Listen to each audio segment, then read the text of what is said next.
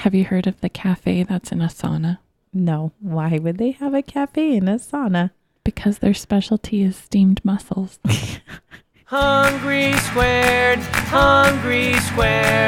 bringing you the best food talk anywhere. Welcome to the Hungry Squared podcast for the brain and belly meat. I'm Sharon from the Wasatch Cooking Guide. And I'm Winter from theredparty.com. This week, we are just doing part 1 of a really very interesting episode about cast iron, Sharon. Woohoo! With Ned Adams of Dutch Oven Daddy. It's going to be super awesome. Let's talk about it. Hungry Squared. Sharon. Hey, how's it going? Good. How are you? Super great. We're here. We're approaching upon the 100th episode. The centennial. The centennial podcast episode. Yeah. So how's your week been this week? Good. It's been great. Yeah. What'd you eat? Anything good? Anything bad? Anything noteworthy? Noteworthy. We went to Taqueria 27. Oh, they're so good. There's one by our house now. There is? Yes, it's by them. It's at the mall. Is this the 3rd or 4th location? I want to say 4. Let's see. Yeah, I think it's the 4th location. Nice. So if people don't know what Taqueria 27 is, it's a taco place. Yeah, it's a fancy taco place. They have the God, which is the guacamole of the day. Oh my gosh, the guacamole of the day is the best. I think we've talked about that on previous episode. We have. Before. They will stick kind of anything in the guacamole and nothing's off limits. Mm-hmm. Fruit, random vegetables. Mm-hmm. And it's good. Yeah, it's just really yummy. So we went there and I got my usual. What's that? The duck confit taco. See, these are fancy tacos. They're really good. Yeah, they're way good. And I like the duck confit is my favorite because duck, obviously. Nice and fatty. Mm-hmm. It's not too fatty though in this particular taco. It's shredded. Mm-hmm. So it doesn't feel like it's not super fatty because slippery, of the way they've, if you will. Yeah. Okay. But it's the caramelized leeks that make it for me, and they're caramelized in the duck fat, and they're just super good. It's got a little bit of crunch to it too, because it's got a lot of bit of crunch. Really good because they're caramelized. Yeah, and they're chopped up like they're julienned, or julienned. I think is how you say it. So they're chopped up, and then they caramelize them in the duck fat, and I just love that taste. It's crunchy and savory and really delicious. Do you usually get the 2 or the 4 question? So this time I got the 2.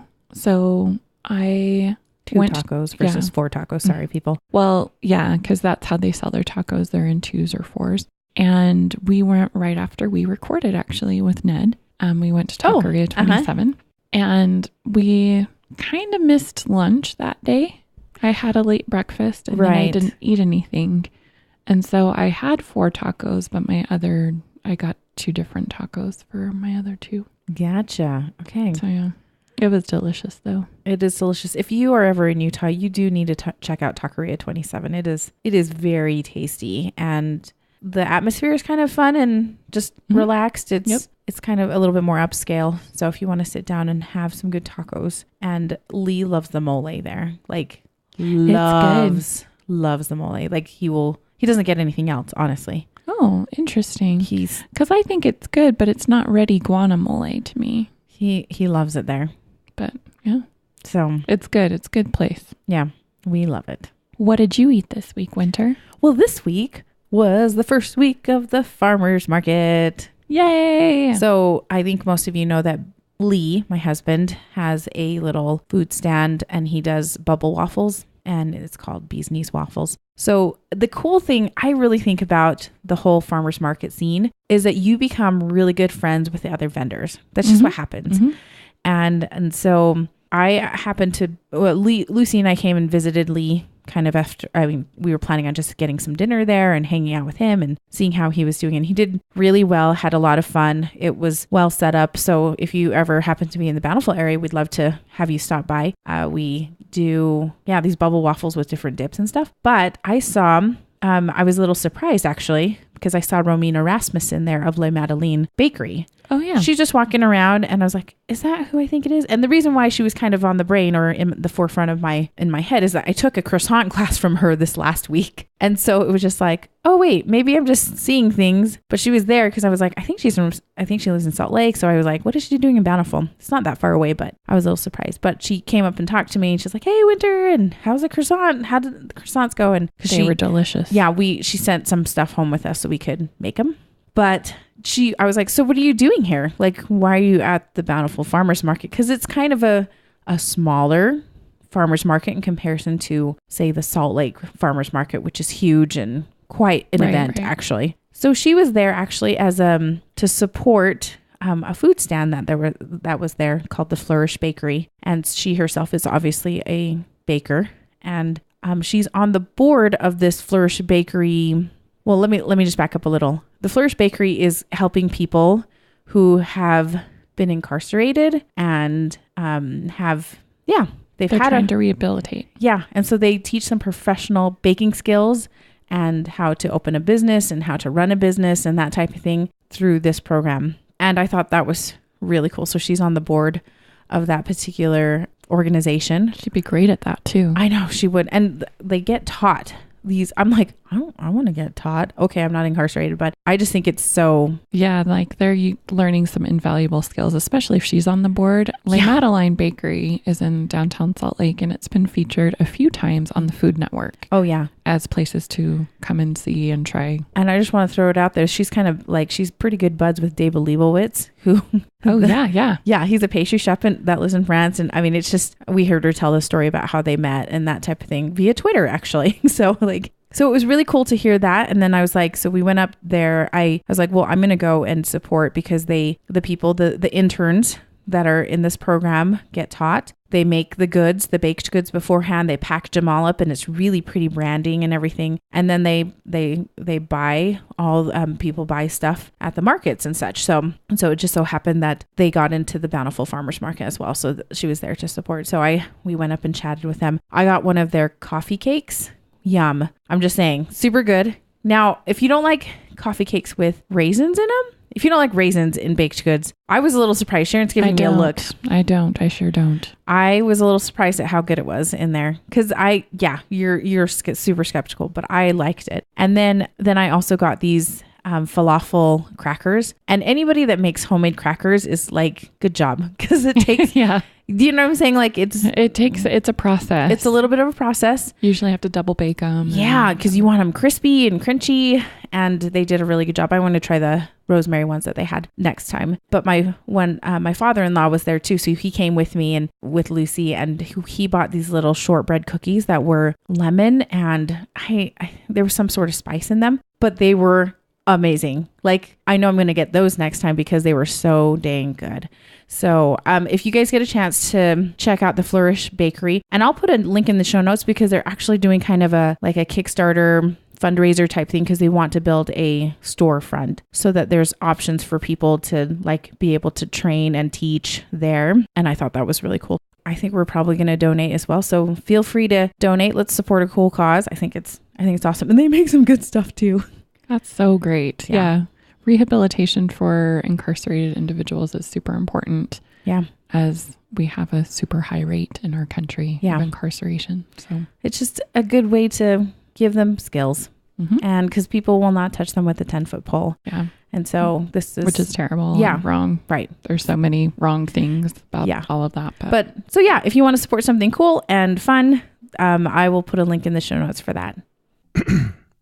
And now for the main course. Okay, let's get down to our topic at hand, and that is talking about cast iron with the Dutch oven daddy, Ned Adams. We got to see his collection. We got to sit and chat for a while. Ike is with us on this episode, and we had a really good time. Oh my gosh. You guys, he told us he had lost count after 150 pieces of cast iron. And I was like, what does that look like? Right, Sharon?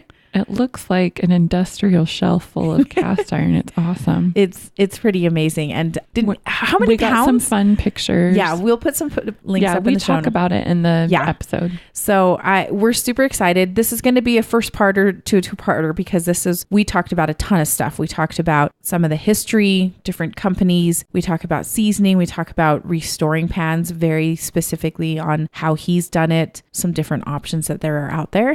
And we geeked out. It was super fun. So we're excited.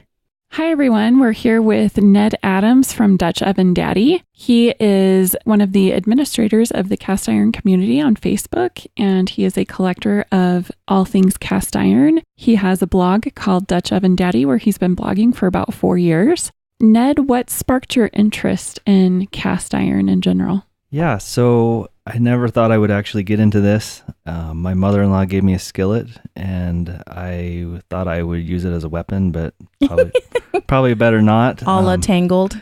Yeah, a la tangled. And so she gave it to me, and then broke her leg overseas, required surgery. And to help her out, I decided I would fix meals for her every week, and then put the recipes on a site, and people started looking at it, and turned it out that people actually love cast iron as much as I do. And now 4 years plus later, you're working with companies and like with Lodge and other companies to promote education about cast iron. Yeah, absolutely. I'm not working with Lodge currently, but there's some new up and coming manufacturers that are really great to work with. So awesome. Welcome, Ned. I'm pretty excited we're finally getting down to talking to you. We met you several months ago and it just hit it off. And we're like, we need to talk about cast iron. Yeah, cast iron. Woo. So from the very beginning of your blog, it was cast iron. Everything was always in cast iron. Yeah. All the recipes were done in cast iron. Absolutely. Yeah. Cast iron's where it's at. Okay. Let's back up a little bit because you guys, we had a little bit of I don't even know, probably an hour-long tour of his collection. It's a massive collection. It's about 200 pieces plus. A little less. Yeah. But about a little there. Under 200 pieces. It's a small one. I asked him what his shelf weight capacity was for his shelves. It's over 1,000 pounds. It is? Yeah, it is. Oh my gosh. It's got to be for all that cast iron, though. Yeah, that's true.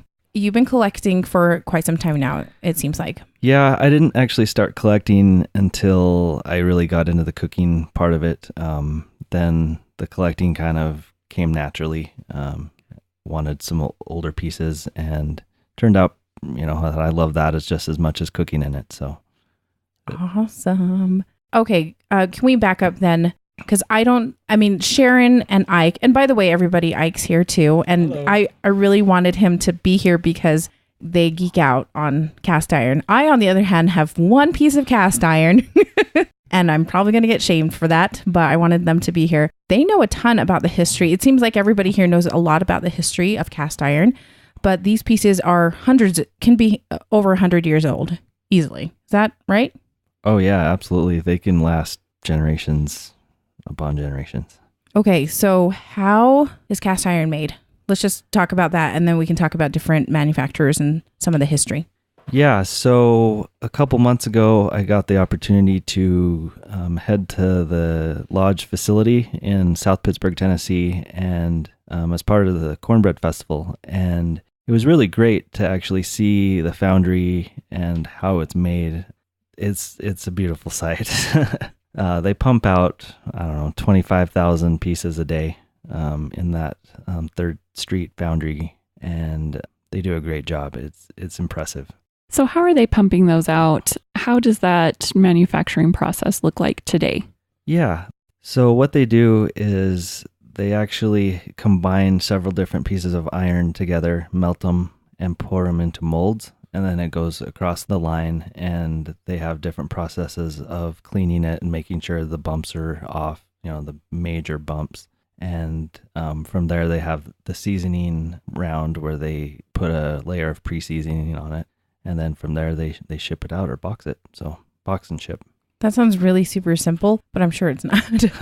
the molds, are those, I mean, because that was the thing that I noticed when we were looking at all of these pieces that you have collected over the years, is that obviously the shapes and sizes and different aspects of each of these pans varies. I mean, the design is different from one manufacturer over the years to another. So can you talk a little bit about how those molds are designed? Is there somebody that, I'm sure there's a designer, right? Or something? Yeah, absolutely. There's a ton of effort that goes into design, and how big the pour spouts are, how heavy it is the weight more tilted towards the front, the back, all that stuff is really, really well thought out.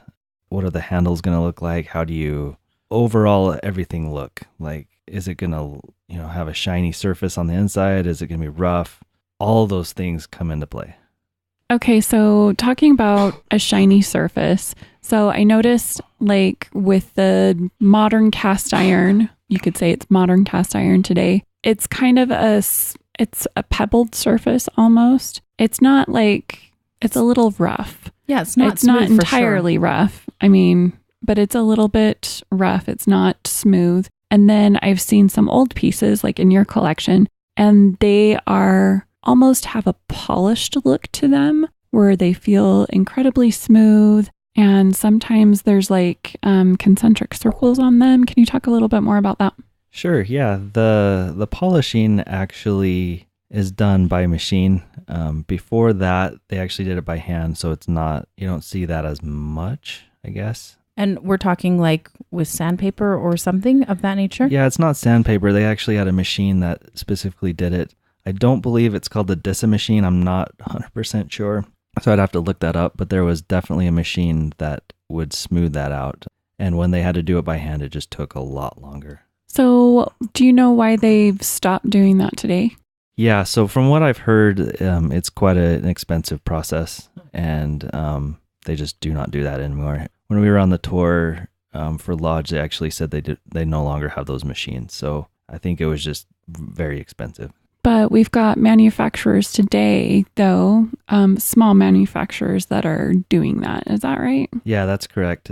They do that. So they're actually doing a smaller volume than Lodge does, so they can actually spend the time and the resources to do that. Also, Lodge can actually decrease the price point. You can go to the store and buy a 10-inch skillet for less than $20, whereas some of the modern ones are a little more expensive. Oh, yeah, for sure. We've looked into that in our previous cast iron episode, and it was like a lot. There was a big price difference between those ones. They are pretty, don't get me wrong. Yeah. They are so pretty, but... For sure. I mean, I'm not taking anything away from the new manufacturers. They're beautiful pieces. They cook really well. They're very much modeled like the old pieces. So they're beautiful. I love them.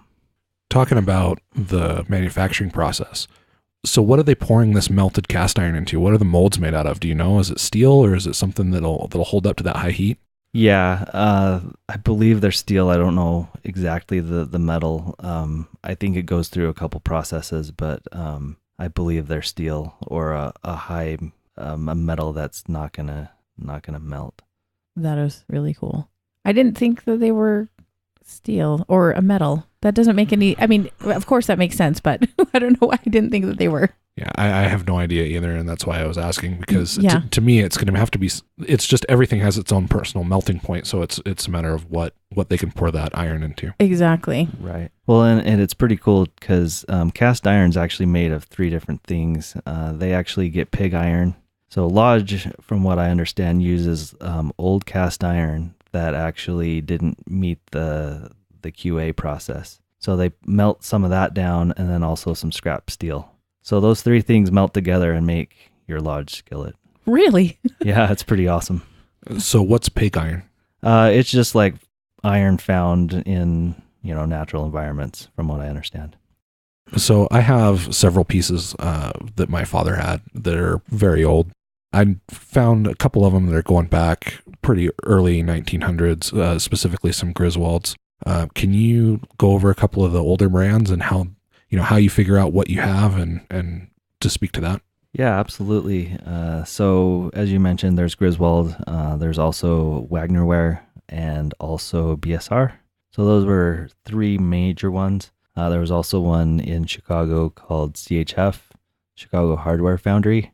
The BSR one also stands for Birmingham Range and Stove.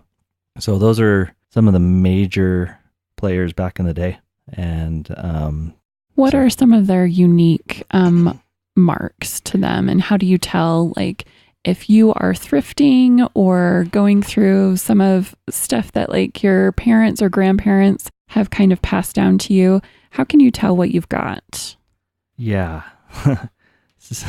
Like, what are their distinctive marks? Like, I know Griswold has kind of a distinctive pattern on the back. Yeah, Griswold has kind of like I would almost say like a hospital mark. Like, yeah, it's got a cross. We were looking at it, and it looks like the cross. Yeah, the Swiss on the Swiss flag. Doesn't the Swiss flag have a cross on it?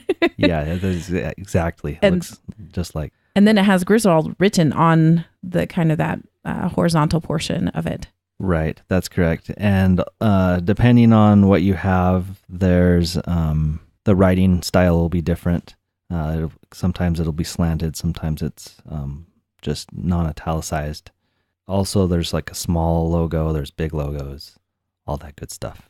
And I'm assuming that's just maybe different years or different generations of cast iron. Yeah, those different marks will be in a different range. So it could be from like 1910 to 1920, or a certain range that they made that certain pattern from that certain mold. And then sometimes there's markings on the cast iron on the bottom that aren't necessarily a maker's mark or like a brand mark, and they almost look like imperfections. Can you talk about what that gate mark is that looks like an imperfection, but it's not really, and how old that is? Oh yeah, gate marks. Those are pretty cool. I nerd out every time I see one of those because they're super old. Most of them were made pre-1900, so in the 1800s. When they finished and they needed to pinch the skillet or the piece of cookware off of the mold, they would pinch it, and it would make a mark, a big line down the bottom of it.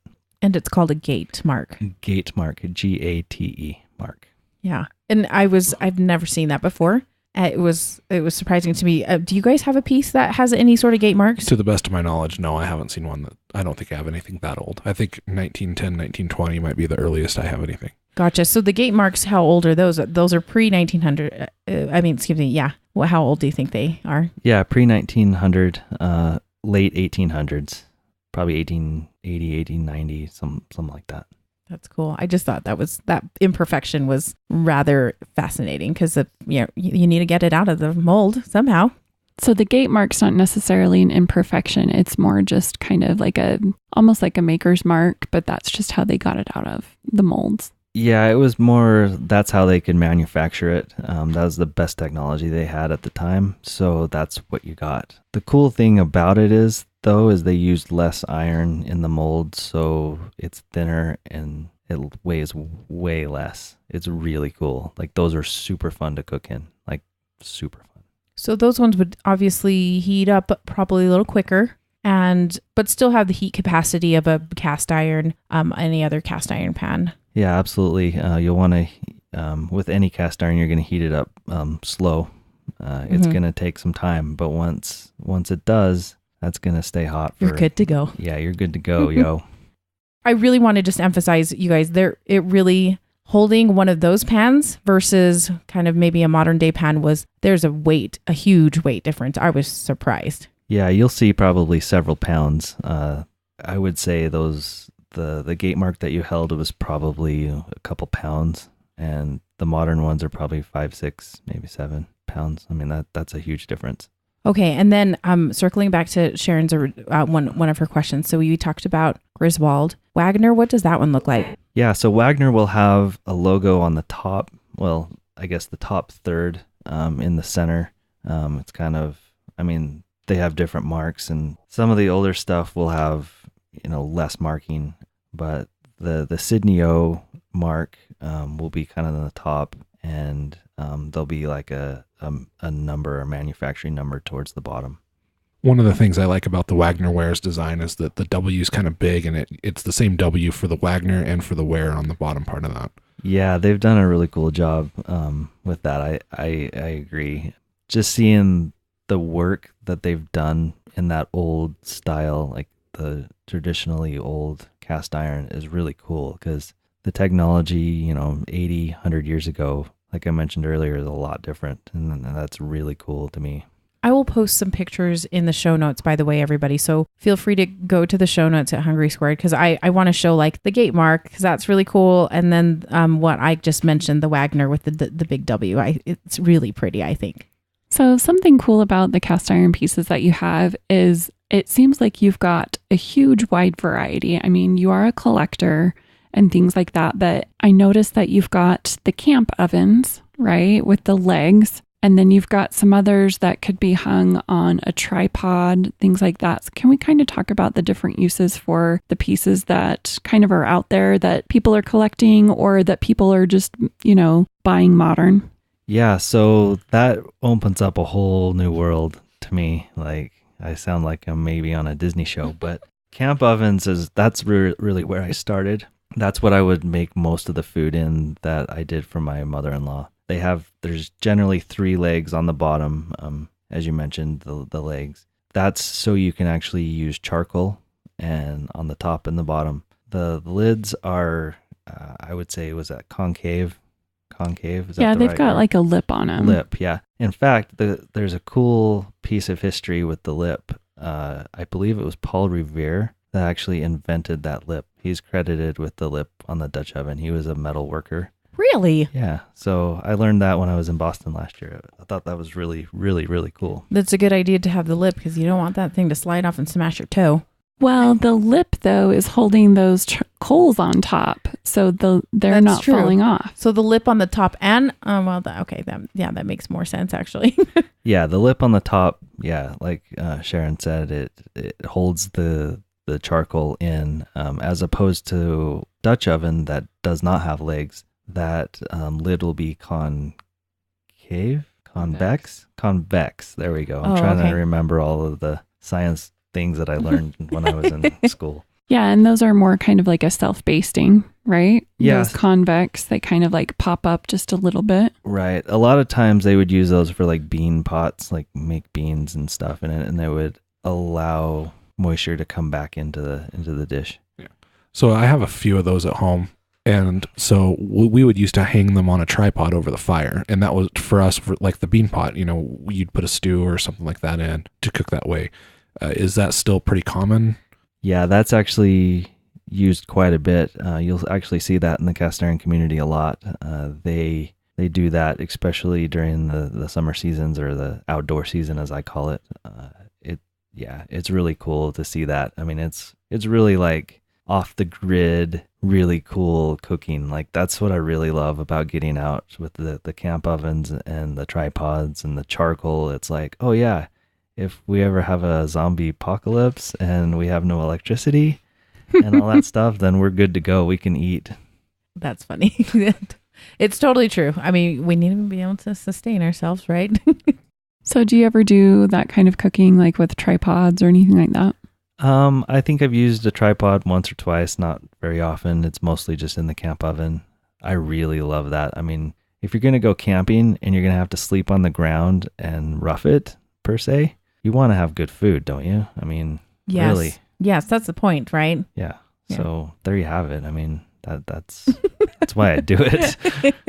So on one of those camp ovens that you have, those self-basting lids you were talking about. So what I thought was cool about those is how that was designed with the spikes on the inside. Can you talk about that a little bit? Yeah, those are really cool. There's little bumps on the inside of a self-basting lid, and what it does is it allows the moisture to come back into the dish, and so you don't lose any of that, and it helps with the flavor.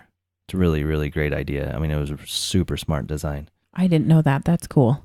So talking about flavor with the Dutch oven, a lot of people swear by their seasoning and that adds flavor, and certain types of seasoning are better or certain types of cooking are better for your Dutch oven to add to the flavor. What can you tell us your thoughts about that? Yeah, so you opened up a big gorilla in the room, I think. You know, we'll add to that because I would love to hear your thoughts on that. And then maybe you can, because I'm the beginner in the group, everybody, let's just talk about that. Okay.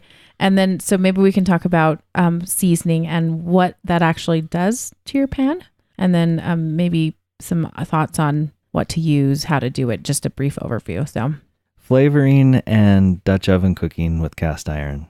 I've experienced this firsthand because when I first started, I was really, really new, and I would actually buy these aluminum liners to put in my Dutch ovens because I was like, I don't want to really clean this thing out. I don't know if I'm committed to this yet.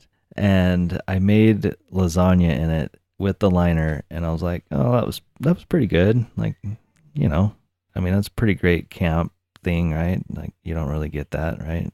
But then when I got more into it and got more confidence with my Dutch ovens, I actually took the liner out, and it was like a billion, million, gajillion times better, if that's the number. I don't know if it is, but it was so totally much better. Is. How was it better? And then was it harder to clean? It was actually not harder to clean, which surprised me because of the seasoning job that I did on the camp oven. The flavor, I'm not really sure how to describe that. There's just more flavor. It's like more rich. I don't know if that's a good way to explain it, but it was just packed more full of flavor. So do you reserve Dutch ovens for like savory use and sweet use, or do you just kind of cook whatever in them? Absolutely and let that not. kind of layer? Yeah, no way. A Dutch oven or whatnot can be used for dessert, for main course, for a side dish, whatever. There's been days that I've cooked in a skillet that I cooked eggs and bacon and whatever, and then in the afternoon for lunch I don't even remember what I made, but I made lunch in it. And then for dinner I used the exact same skillet and made whatever else. Some other dish. So you can definitely use it for multiple things. You don't have to reserve it for the sweet stuff. Backing up then, even a little bit more than seasoning, what is happening when we're seasoning then? Because I think that's intimidating for a beginner person that wants to buy a piece of cast iron. What does the seasoning do? I know we've mentioned this before. Yeah, we've talked about the polymerization of the oils and things like that and how they can create a nonstick surface. But how does that work in real life when you go to Target, right, and buy a skillet and, you know, you're like, it's still sticking. My food's still sticking to the skillet. How can you season that effectively? Yeah, that's the thing. I failed. Like, it's pre-seasoned, quote unquote pre-seasoned, and apparently it's not what I want it to be. So yeah, so there's a lot of stuff that goes into that. If you're cooking eggs and they're sticking, it could actually be that you've got your heat too high. You don't want to go super high heat, get that cast iron skillet too hot too fast. Your eggs will stick in a heartbeat, or whatever the kids say. But as far as seasoning goes, there's all sorts of methods that you can use, all sorts of different oils. You can use like vegetable oil or canola oil. You can use Crisco. I actually have used olive oil in the past. Just whatever you want. However, you've got to hit a certain temperature. Right, because those things are going to have different smoking points and such, I'm assuming. So right, yeah, as Sharon said, like you have to hit the polymerization to turn that oil into, in essence, a plastic or a polymerized substance, like layer, yeah, basically. Layer. So right. So you mentioned that you used olive oil. Now we know that olive oil has a lower smoke point, as it were, than maybe a canola oil. Does that make a difference? Yeah, it does. I actually used a robust olive oil, so the smoke point was actually a lot higher. So I had to make sure. So it was probably a blend of something. I'm not sure if it was a blend, but it had a polyphenol count that was higher than normal, and I don't know the specifics, but it actually worked pretty well. So. Okay, cool. I purchased a new little piece of cast iron at the Target, as we've talked about already. It's pre-seasoned. I'm not going to turn up the heat too high so my eggs don't stick.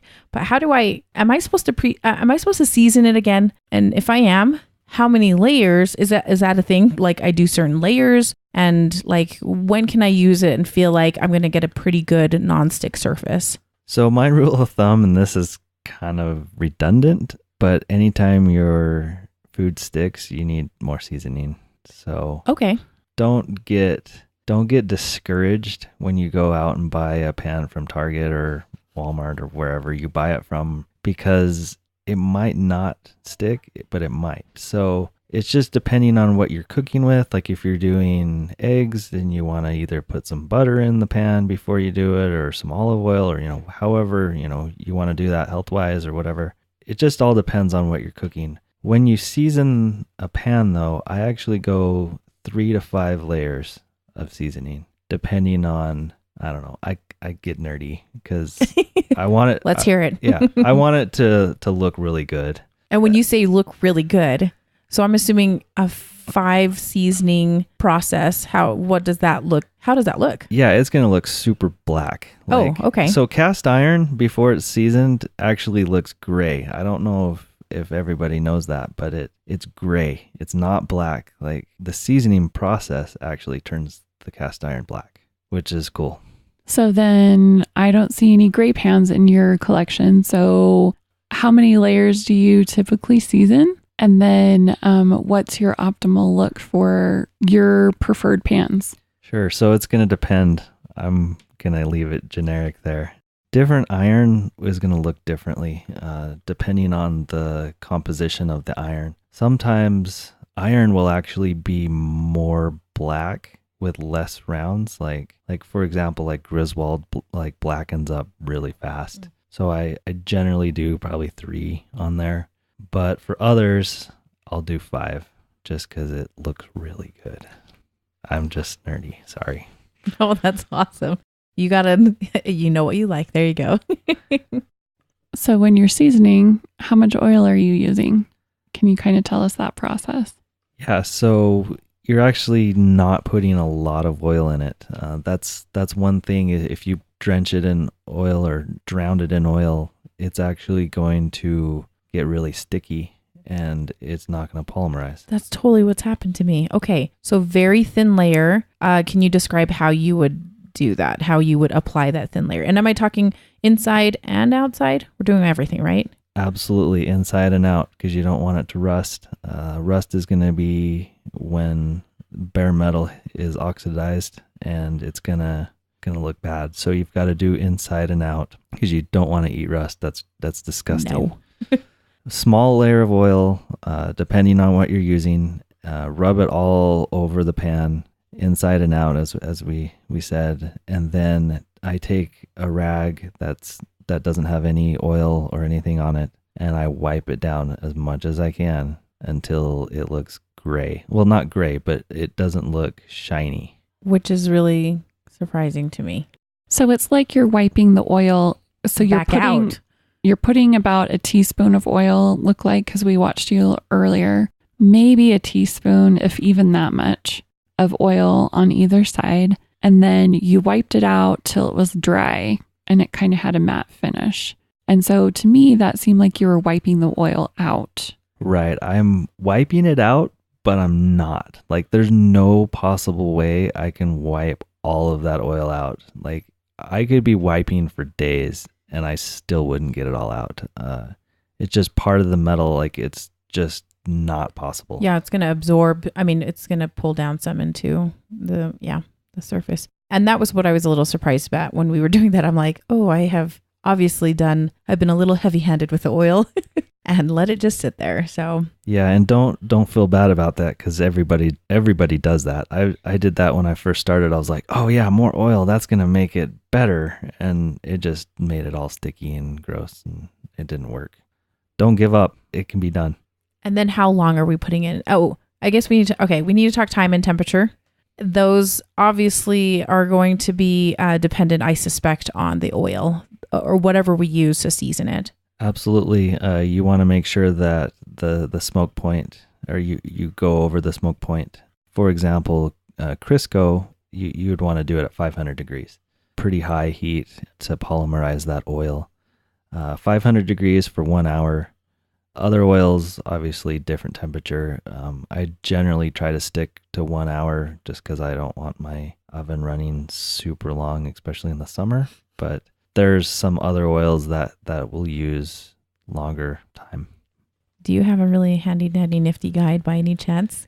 Not yet, but I'll make one available Sweet. on that 7 Daddy. Okay, cool. Awesome. And how hot's your oven generally? It just depends, right? It Yeah, just depends it just on the depends oil. on the oil. Yeah, okay. So if I'm using canola or vegetable oil, I'm at 475 as opposed to Crisco is 500. So just depends. Again, it's like a huge gorilla in the room because everybody will do it differently. So will a good seasoning fix maybe not a great pan? Like, so if you have like something that maybe it's not a lodge or and you're not even sure what it is there different types of cast iron maybe that are manufactured outside of the United States? Will a good seasoning fix something like that, or a defect in the cast iron? All right. So first of all, cast iron, I would actually argue that there's no real bad cast iron pan. And that's the thing is you can pretty much fix anything with cast iron. It's like, okay, you can break it, but we can always fix it. So it's no big deal. Seasoning always helps your pan. Over time, it just gets better. I don't think I realized that. I don't know. I guess I've always just heard of cast iron being made in America. And so I've never thought of other things being done in other countries, which totally doesn't make any sense at all. So I'm learning a lot, you guys. You need to be Captain Obvious. We stopped for 2 seconds. We stopped the recording for 2 seconds because our alarm went off to indicate that the seasoning that we had just done is completed. Now, what did you just turn off the heat? What did you do? Yeah, I turned the oven off and I left the pan in the oven. I'm going to let that cool for a while in the oven. I'm not going to touch it. What I do though is to try to speed the process up. If I'm doing 5 layers, I don't want it to cool down all the way every time because that wastes energy. I'll let it cool down for a little while and then it'll still be hot if I use like a solid oil that needs to be melted. That will allow me to put the next layer on and keep going so I don't have to let it cool down the entire time. And that's another thing I didn't realize, that you would just do back-to-back seasonings. Yeah, we try to turn these puppies out as fast as we can. Gotcha. Okay. Now that I've seasoned my pan, and if I want to put a little layer of canola oil or something on it just to kind of shine it up, how am I going to store my pan? Is there anything more that I need to do, or how often do I need to use it? I mean, hopefully I'm using it quite often, but how do I store it? And if it's just going to sit there for a little while, do I need to wipe out as much oil as possible? Yeah. So what I would do is if you're storing it, you get that last layer on it. I would not put some more oil into it to make it shiny because that's just going to go rancid because it hasn't polymerized. It's just oil that's going to go bad. It's yucky. So I would actually just store it without that last shine on it. I do that with my camp ovens, and then when it's time to go again, wash those puppies out with soap and water, and things are great. So you are using soap. Do you use soap after you've cooked in your Dutch oven or a skillet? Depends. Most of the time I do, just because it's fast and easy. But with the layer of seasoning on there, it actually will not take off your seasoning unless your soap actually has lye in it, and then it'll actually strip your seasoning. So as long as you're good. That's what I've always tried to avoid, the soap, but that kind of makes sense. So we've cleaned with salt before and things like that because people are like, don't use soap. Yeah, that's a huge myth, it sounds like, that we can use soap just as long as it doesn't have lye, because that's aluminum hydroxide is going to react with the polymer layer, I'm assuming. Yeah, absolutely. In fact, there's a seasoning method, not a seasoning method. There's a restoration method that actually uses Easy Off along with the electrolysis tank, that if you get the Easy Off with the yellow cap, it actually has lye in it. And you spray that thing with lye with Easy Off or whatever generic brand, because I'm not endorsing anything right now. Mm-hmm. You leave that in for a day or two, and that thing's going to come out pretty awesome. It's going to take the carbon off. It won't do much with rust, but it'll take the carbon off in a heartbeat. What are you leaving it in? Oh, yeah, that's a great question. I said leave it in. I'm actually putting that in a garbage sack, like a black garbage bag. And then where are you putting that? So you just spray it with the Easy Off, put it in the garbage bag, and then do you take it outside, leave it in the garage, just leave it on the kitchen table? And how long are you doing that? Yeah, I'm not leaving it in the kitchen table, especially because my wife will get really, really mad. And it's actually like you want to put some gloves on because it's like oven cleaner. So yeah, you're it's not pretty. It's intentional. Harsh. Don't want to breathe it in because that just really doesn't feel good. Especially if there's a breeze, that's not very fun. It just depends on the pan that you're restoring. You could leave it in for a day or two, and then from there I actually put it into an electrolysis tank that will actually make sure everything is clean and good to go. And then we can find out how to make an electrolysis tank on your blog. Is that right? That's correct. Yeah, both of the methods, the oven cleaner method and the electrolysis tank, are both on my website. Okay, we'll post a link in the show notes because we got to see it and it's really cool and it's all chemistry. It's so cool. I didn't understand when he said electrolysis tank. Those guys totally knew what it was, and I'm like, oh, okay, whatever. And it's like running currents. It's like a battery. Like if you think about it, it's pulling off all the stuff that's kind of hanging out there. Yay, science. Yay, science. So you mentioned carbon. Can you talk about that a little bit of what that looks like on a cast iron? So if somebody pulls out something from their grandparents and they can see maybe a bunch of black stuff on the outside that looks like it's, it almost looks like part of the cast iron. And can you talk about what that is and what it does and how to get it off? Yeah, so a lot of times when you see carbon, you're right. It'll look just like it's part of the skillet. You're just like, wait, what? That's not? It's black. It looks identical. A lot of times too, it'll hide some markings on the skillet. And so the Easy Off method or the electrolysis tank will actually take care of that. The really fun part of the restoration process is seeing those marks underneath all of that layer of stuff. So the carbon is just basically built up gunk from years and years and years of cooking.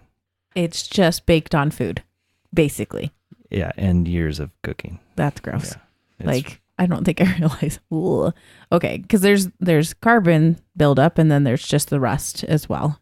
Depending on how old your pan is, it could be decades and decades old. Oh, that is gross. That's even grosser.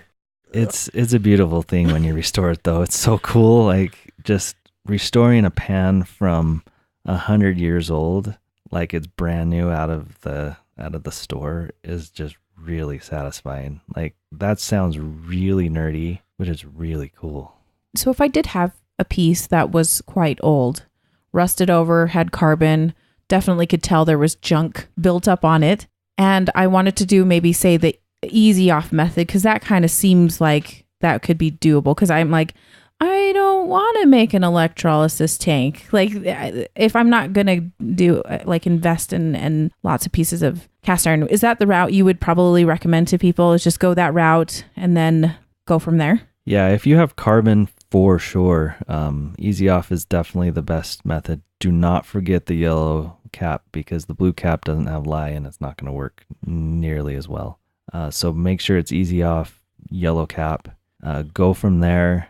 If there's rust, then you're probably either going to want to do one of two things. You're going to do electrolysis tank, but you said you didn't really want to do that. So I would actually take a 50% water and 50% vinegar solution, and that will take your rust off. Okay. Without having to get too sciencey. Except that's probably science too, right? Yeah, that's totally science. Yeah, so we got science on our... Yeah, but that one's pretty easy because people usually have that. They'll have vinegar around, so it's no big deal. And just submerge it for how long? Until the rust comes off. Oh, okay. So just check it every so often. Yeah, just make sure that it's working. You might actually have to scrub some though. Run your finger along it and see if stuff comes off. You'll have to take maybe sometimes a scrub brush. The secret method sometimes I have to use with carbon is use a spoon or a knife to kind of chisel it off, whatever the Easy Off and the electrolysis tank does not take off. Decades of cooked on stuff. Seriously, Sharon, you just grossed me out when you said that. It's so great though. Seriously, like the amount of history behind 100-year-old pan, like can you even imagine like where has that pan been? Like that's pretty freaking cool. It really is.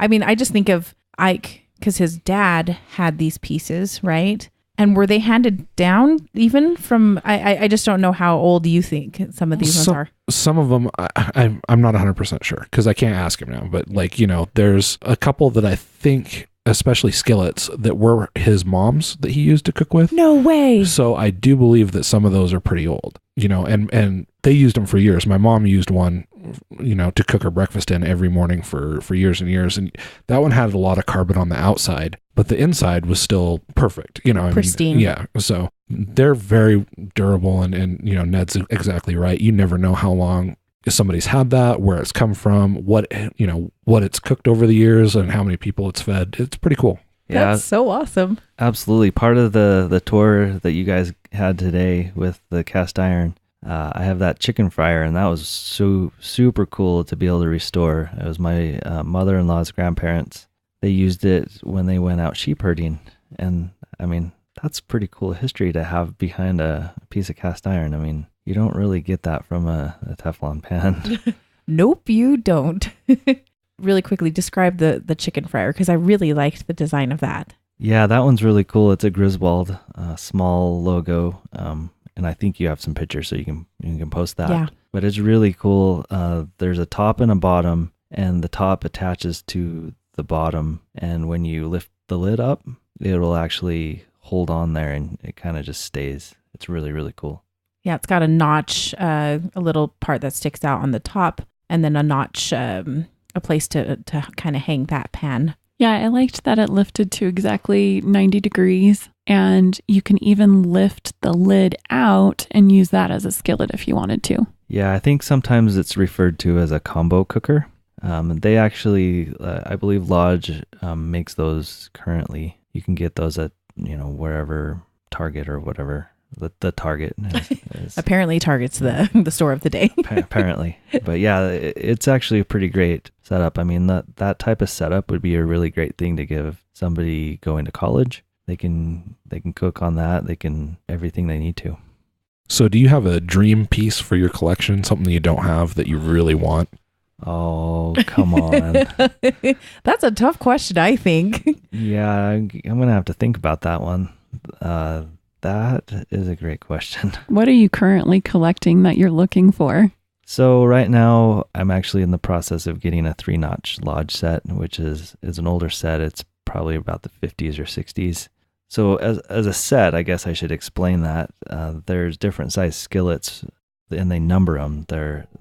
They number the skillets from 3 to 14, but they don't have 11 and 13 in this set. So I have the 3, the 4, the 5, the 6, the 7, the 8, the 9, and I need the 10. I have the 12, and I need the 14.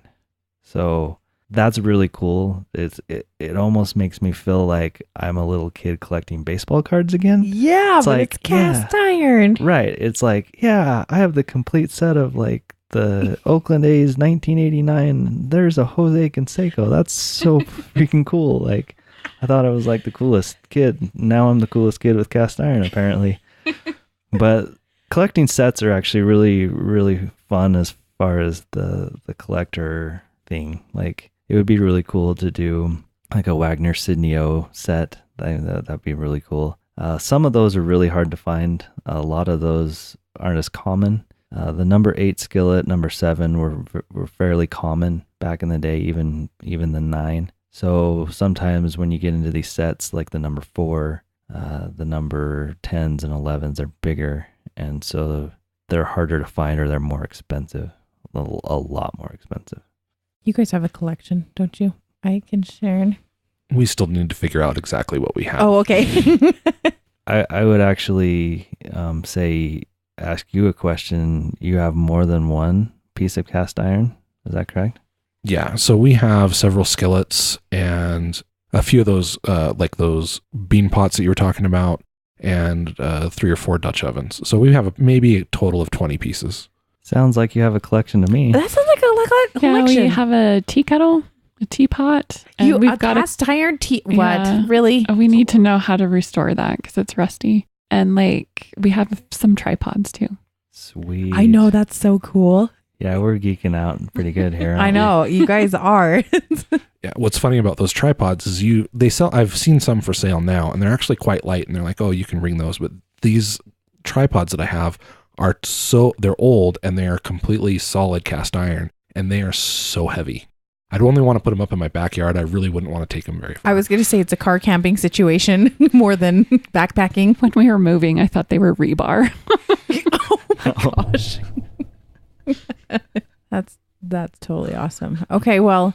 Okay. Yeah, I asked Ike why in the heck, but I didn't say that word. We had rebar in the garage, and he's like looking at me, and he's like, "That is not what this is." How rude. So what word did you say? We're a family show. We don't have swearing on this show, so. Okay, just making sure. Well, I think we've covered, I really appreciate you covering the history. I love the idea of this piece of cookery being like a portal to your family history, like how long it's been in your family, I love how I put it, how many meals it's cooked for your family. I think that's such a beautiful thought. And so thanks for going over some of the history of some of these other companies. Now, Lodge is probably the major manufacturer nowadays in America. That's correct. The history behind Lodge is really, really fascinating. Joseph Lodge actually started out in South Pittsburgh, Tennessee, and he started a company called Blacklock. And that's really cool because that's pre-Lodge, and they had that foundry going for approximately 10 years from about 1896 to 1910, 1913.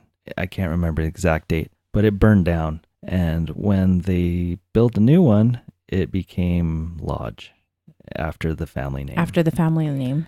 And the thing that sets Lodge apart from some of the older manufacturers is around World War II time, they would actually, like during like Depression, World War II, when times were tough, they would actually make other things other than cookware. So they almost went under, I think, from what I understand from history. But they would make like these little dogs, and they make irons and more than just cookware. So they actually survived that whole time, the hard times, which is cool.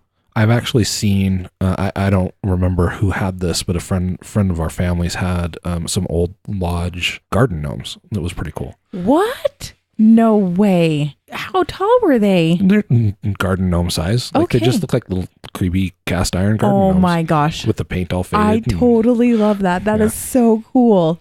Yeah, it's super cool. I've seen like the dog, but I've never seen the garden gnomes. That's super cool. I was fortunate enough to find a Blacklock iron. Those are pretty cool too because they don't measure them by size like the skillets. Like number 8 is about a 10-inch-ish skillet.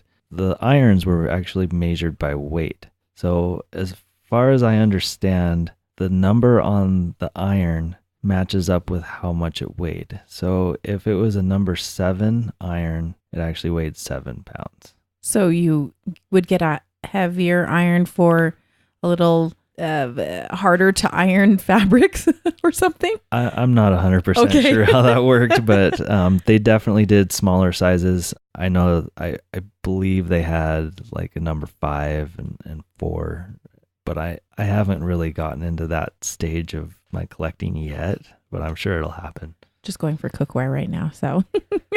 Yeah, because that puts food on the table, right? Yeah, that totally does.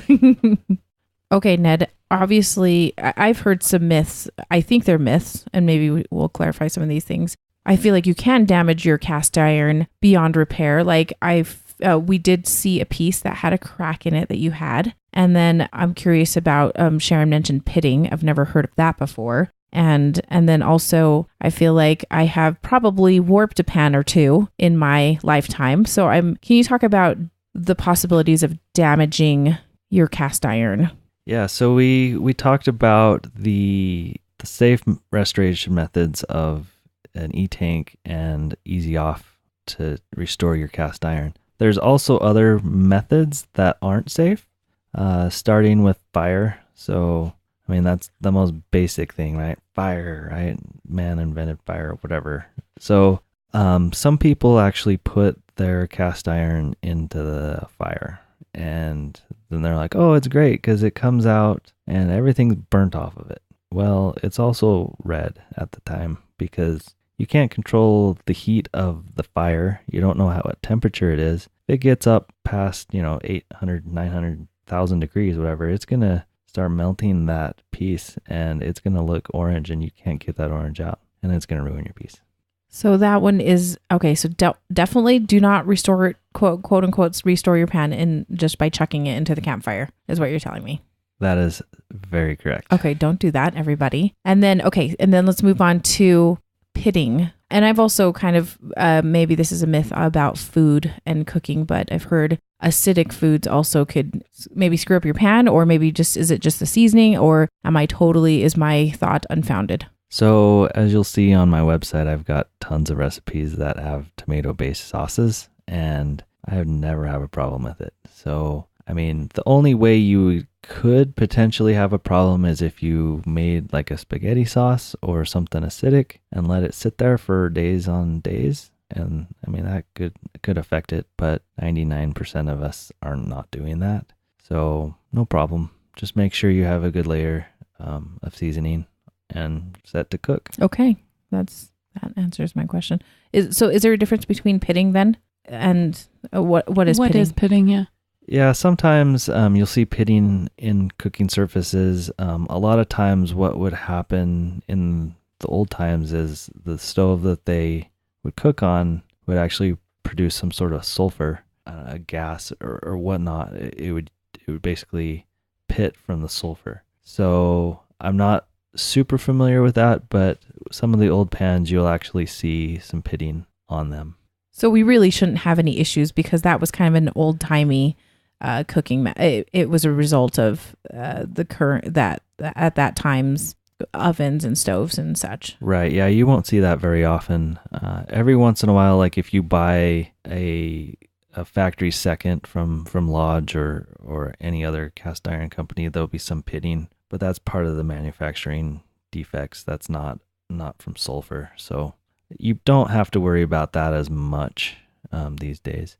I was also going to add with the acidic food, when you're camping, a lot of times you don't have access to water. Even if you're making like a lasagna or something acidic, it can wait until you get home if you're car camping. Like it doesn't need to be immediate. So it's still not really going to hurt your pan.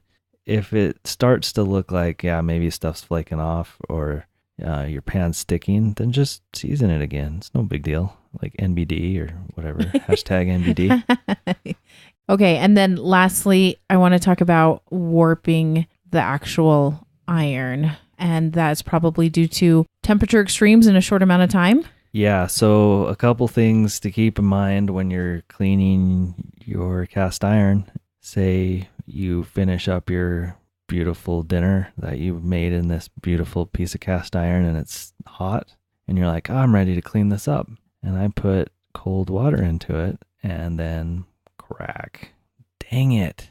So transfer of heat will ruin cast iron like that. So when you're cleaning a hot piece of iron, use hot water and then you should be fine. So definitely don't go hot to cold in a short period of time. It'll jack things up. Okay. Pretty simple. Just don't do that, everybody. Yeah, try not to do it. Okay. It happens, but hopefully it happens on not an old piece. But that would be sad. It can happen. Thanks for joining us, Ned. This has been really informative. I've really learned a lot. I have learned a ton because once again, I'm the novice here. So that was very, very helpful. And so tell us, Ned, where we can find you, where all the places that we can find you. And if people are interested in also maybe joining this Facebook community that Sharon mentioned at the very beginning, where can people find you? Yeah, so we can put these in the notes as well, I assume. But Dutch Oven Daddy on Facebook, have a website, DutchOvenDaddy.com, Instagram, Twitter, or whatever you call it. Instagram, right? It's Dutch Oven Daddy there. Twitter is also Dutch Oven Daddy, so I think there's a theme going on here. Pretty easy to get a hold of you. So, and kind of along with that, Ned has basically graciously as part of these podcast episodes, we are going to be giving away a piece of cast iron to one of our listeners. Yeah, absolutely. We'll put a Lodge 10-inch skillet in there, and we'll have a contest there. So stay tuned for that. Yeah. So check out the show notes. We'll probably have it on Instagram. That's probably where the rules will be. So just kind of check it out. And then, yeah, cast iron. Sweet. Cast iron. You can't beat it. Thank you again, Ned. This was awesome. A billion times awesome. It was so good. Yeah. Thank you so much. I really appreciate the opportunity to be on the podcast. It's been awesome. Let's have a food fight. Food fight, food fight, food fight, food fight. This is the segment where you can email us with your relationship questions relating to food. If you have any emails for us, you can email us at hungrysquared@gmail.com. Disclaimer, we are in no way professional relationship experts, so you should totally listen to us anyway. If you need professional help, please seek it out. Food fight, food fight. The food fight segment of the show. Here we go. Winter, do you have this week's question? I do. And you know what? I totally can relate to this one. I think you could probably too, actually. I think everybody can relate to this one at this time of the year. It says, "Hey, Winter and Sharon, it's too hot to cook and I'm lazy and just want to get takeout all the time, but my budget watching husband won't allow for it. Any ideas for a good compromise? Sincerely, I'm not turning on the dang stove." What do you think? Oh, so it's too hot and she just wants to get takeout, but her husband doesn't want her to. I can relate. Yeah. No, this happens in our house, but it's me who doesn't want to get the takeout. Oh, okay. So Ike wants to get takeout all the time? Mm-hmm. Okay. Because he is hot and he doesn't want to cook. And I'm on a slight calorie restriction for a wedding. And he doesn't really appreciate that. You kind of have to be. So when I've been picking the meals, they haven't been things that he's super excited about after a long day of work. Well, yeah. So with us, there's been a couple of times where I've sent him to go get whatever he wants while I eat at home. And the kids can choose, which they usually choose takeout. Or it becomes like this weird non-fight because I don't want to fight about it, but I'm not best pleased about it. So I'm just not happy and I won't be happy. Well, but the thing is though, then how do you, this is kind of more of a difference in. And then I get weird things off of the menu. Like, I will get one corn dog. And he's like, does that place even have corn dogs? And I'm like, no, I looked it up online. They do. And you just have to ask. You just got to give me one corn dog. Yeah. As most of you know, Lee likes to cook a lot. So he's the one that's usually doing it. So, but in the past, I have been the one that has cooked a lot more. And the way we've kind of gotten around it is because it is too dang hot. And I am a pregnant lady who is too dang hot to make stuff. Like, I have not baked anything because it's just going to heat up the dang house. I'll bet this is Lee's favorite time is when you're pregnant and you're actually hot. Yeah. Because he's always hot. He's hot in the winter time. He is all the time, you guys. And so our air conditioning is working. It's working for its money. So what Lee ends up actually doing is most of the time he makes very cool items. Like what? So salads are pretty, I know that sounds very calorie restrictive. Sharon, this might help you. But Lee actually, he's the type of person that puts more stuff than lettuce in salads. I think that has to do with some of Lee's training and actually where he's worked before. Yeah, it's totally true. He's worked at a salad place before where some of those salads are actually high calorie. They are. But the thing is, they're so nice because they are filling. Yeah. And he knows how to make a good salad. He does. So, but it's cool and it won't heat up his house, it won't heat up our house. So that is one nice thing. It's a lot of chopping and he's way fast at it. Like, I can't believe how quickly he can put a salad together. So he will do that. And then other things, other go-tos have been sandwiches. I know that sounds dumb too, but it's like, those are kind of a cooler item. You can do that. And I feel like you can actually save a bit of money by making a sandwich on occasion. It's very easy, I think. Unless you're making like a Dagwood sandwich from Blondie, which like is taller than he is sometimes. So I don't know. I think there are options for cooler foods. And then this is my other option and you're going to laugh at me. You got to use the Instant Pot, Sharon. or actually the sous vide, honestly, because neither of those will heat up your house. They will not heat up your house. And then all you need to finish stuff is usually a quick broil, a quick sear, of whatever you're trying to do if you're doing a main course or whatever. So, and then you can get watermelon and other, like I said, cooler items for sides to accompany those. Those would be my options. Just do cooler foods and your husband will be happy. And there's big subcultures around cooler foods in the food industry. Like you can look online and, oh my gosh, if you put into Pinterest or something like that, all of your hits are for a while, for weeks, are going to be like super creative salads or sandwiches or something like that. Yeah, there's options. And it sounds like this person that's writing in is the primary preparer of foods. Yeah. So sometimes you can put your foot down and say like, no, we're going to go get something to eat because I don't want to cook. It's the summertime. Compromise on something that's budget friendly. Yeah. If you do that. What would you say, Sharon, for that? When we do that, sometimes we actually end up going to the grocery store. Oh, okay. And buying a few more groceries that are probably not as healthy, but because it usually ends up being some type of a processed food that's easy to make, like quickly. Or we just we also do snack meals. So try that. Like yes. A charcuterie board. That's what we did like half the week. Our lunch snack dinner. Yeah. We basically did charcuterie boards for lunch all week this week. We're like cheese, meat, crackers, grapes, whatever we could, cucumbers, just whatever we could chop up real quick. And all of that is fast and it's cold. Yeah. That's also something to think about is snack dinner. Snack dinner. It's not a bad idea. It's not a bad idea.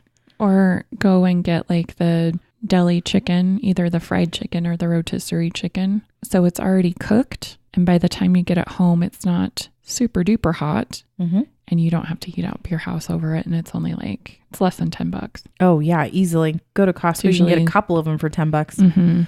It's usually between $5 to $8. That's actually not a bad idea, is going to the deli section of your grocery store, because you can shop a dinner basically for really inexpensive. So you could do, and it would be cheaper and probably a lot healthier because you're going to get, like, you can grab a baguette. We usually get something for like a tomato, basil, mozzarella cheese salad of some sort and a chicken. And it is nice. I mean, you can get all sorts of stuff. So we'll go to the grocery store and do that. Or we'll just go to the frozen food section and just like get a frozen pizza or whatever. It's just kind of whatever you want, you can go and get, and everybody can have their own thing if they want. So it's kind of cool. And in our deli, they've started carrying things like pizza dough and some other things that are kind of sort of ready.